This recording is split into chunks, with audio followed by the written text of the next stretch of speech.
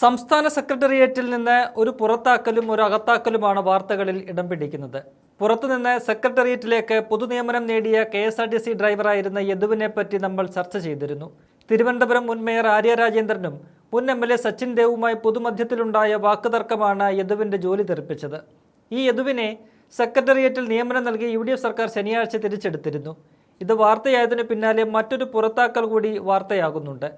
പിണറായി വിജയൻ മുഖ്യമന്ത്രിയായിരിക്കെ പിണറായിയെ പുകഴ്ത്തി പാട്ടെഴുതിയ ഇടതനുകൂല സർവീസ് സംഘടനാ നേതാവിന്റെ സെക്രട്ടേറിയറ്റിലെ സേവനമാണ് UDF സർക്കാർ അവസാനിപ്പിച്ചത്. സെക്രട്ടേറിയറ്റ് എംപ്ലോയീസ് അസോസിയേഷൻ നേതാവായിരുന്ന പൂവത്തൂർ ചിത്രസേനനെയാണ് പിടിച്ചു പുറത്താക്കിയത്. സെക്രട്ടേറിയറ്റിലെ പൊതുഭരണ വകുപ്പിൽ നിന്ന് വിരമിച്ച ശേഷം ധനകാര്യ വകുപ്പിൽ സ്പെഷ്യൽ മെസ്സഞ്ചറായി തുടരുകയായിരുന്നു ഈ നേതാവ്. സ്തുതിഗാനത്തെ തുടർന്നാണ് ചിത്രസേനന് സ്പെഷ്യൽ മെസ്സഞ്ചർ നിയമനം ലഭിച്ചതെന്ന് ആരോപണം ഉയർന്നിരുന്നു. സെക്രട്ടേറിയറ്റ് എംപ്ലോയീസ് അസോസിയേഷന്റെ സുവർണ ജൂബിലിയുടെ ഭാഗമായാണ് ചിത്രസേനൻ ഇരുളടഞ്ഞ പാതയിൽ ജ്വലിച്ച സൂര്യനായി എന്ന് തുടങ്ങുന്ന ഗാനം എഴുതി പിണറായി വിജയനെ പുകഴ്ത്തിയത്. പിണറായി വിജയനെ വേദിയിലിരുത്തിയ അസോസിയേഷൻ ഭാരവാഹികൾ ഈ ഗാനം ആലപിക്കുകയും ചെയ്തു.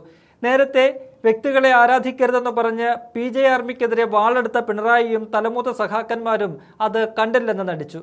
തന്നെ പുകഴ്ത്തുന്ന ദാസന്മാർക്ക് പണ്ട് രാജാക്കന്മാർ പൊന്നും പണ്ടവും നൽകുന്ന പോലെ ചിത്രസേനനെ പിണറായി പെൻഷൻ പറ്റിയതിന് പിന്നാലെ സെക്രട്ടേറിയറ്റിലേക്ക് ആനയിക്കുകയായിരുന്നു. പിന്നാലെ ഭരണം നഷ്ടമാകുമ്പോൾ ഇത്തരം പിൻവാതിൽ നിയമനം നേടിയവർ ഇറങ്ങിപ്പോവുകയാണ് പതിവ്. എന്നാൽ ആരുടെയും കണ്ണിൽപ്പെടാതെ പതുങ്ങിയ ചിത്രസേനനെ പൊക്കി പുറത്തിടുകയായിരുന്നു UDF സർക്കാർ. കമ്മ്യൂണിസ്റ്റ് പാർട്ടിയുടെ പ്രത്യയശാസ്ത്രപരമായ അടിത്തറയായ വ്യക്തിപൂജാ വിരുദ്ധതയും നേതാക്കളെ വാനോളം പുകഴ്ത്തുന്ന ജനകീയ ശൈലിയും തമ്മിലുള്ള സംഘർഷമാണ് ഈ വിവാദങ്ങളിലൂടെ പലപ്പോഴും പുറത്തുവന്നത്.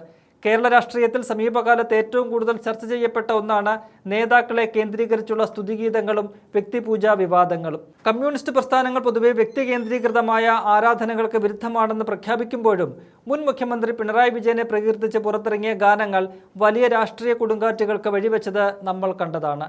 കേരള സെക്രട്ടേറിയറ്റ് എംപ്ലോയീസ് അസോസിയേഷന്റെ സുവർണ ജൂബിലി മന്ദിരത്തിന്റെ ഉദ്ഘാടനവുമായി ബന്ധപ്പെട്ട് ഉയർന്നു വന്ന ഗാനമാണ് കൊടുങ്കാറ്റുണ്ടാക്കിയത്. ചെമ്പടയ്ക്ക് കാവലാൽ ചെങ്കനൽ കണക്കൊരാൾ സമരധീര സാരഥി പിണറായി വിജയൻ എന്ന വരികളോടെ 100 വനിതാ ജീവനക്കാർ ചേർന്ന് മുഖ്യമന്ത്രിയെ വേദിയിലെത്തി ഈ ഗാനം ആലപിക്കാൻ നിശ്ചയിക്കുകയായിരുന്നു. അതിനു മുൻപ് 2022 CPM തിരുവനന്തപുരം ജില്ലാ സമ്മേളനത്തിന്റെ ഭാഗമായി നടന്ന മെഗാ തിരുവാതിരയിൽ പിണറായി വിജയനെ ലോകമെങ്ങും ശോഭിച്ചിടും കാരണബോധനെന്ന് വിശേഷിപ്പിച്ചത് വലിയ വിമർശനങ്ങൾക്കിടയാക്കുകയും പാർട്ടിക്കുള്ളിൽ നിന്ന് പോലും വിമർശനം ഉയരുകയും ചെയ്തതാണ്.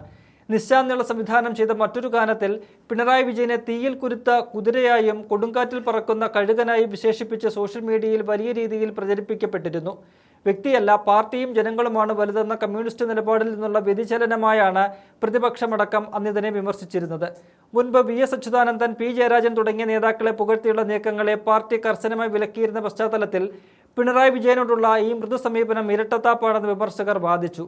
ഏറ്റവും ഒടുവിലാണ് ചെമ്പടയ്ക്ക് കാവലാൾ എന്ന ഗാനം എഴുതിയ സെക്രട്ടേറിയറ്റിലെ പൊതുഭരണ വകുപ്പിൽ നിന്ന് വിരമിച്ച ഉദ്യോഗസ്ഥൻ പൂവത്തൂർ ചിത്രസേനന് ധനകാര്യ വകുപ്പിൽ സ്പെഷ്യൽ മെസ്സഞ്ചറായി പുനർനിയമനം നൽകിയത് വലിയ അഴിമതി ആരോപണങ്ങൾക്ക് കാരണമായി ചൂണ്ടിക്കാട്ടുകയും ചെയ്തു. സ്തുതിഗീതം പാടിയതിനുള്ള പ്രതിഫലമായാണ് ഈ പിൻവാതിൽ നിയമനമെന്നായിരുന്നു പ്രതിപക്ഷത്തിന്റെ ആക്ഷേപം.